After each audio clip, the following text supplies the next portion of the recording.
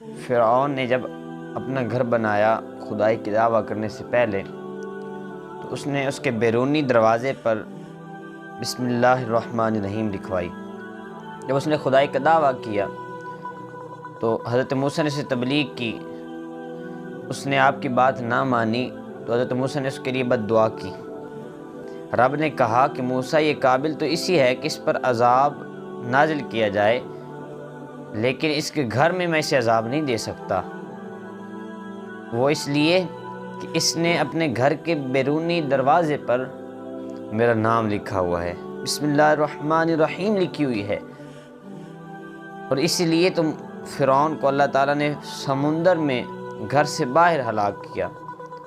تو سامعین، اگر ایک کافر کے گھر کے دروازے پر بسم اللہ الرحمن الرحیم لکھی ہو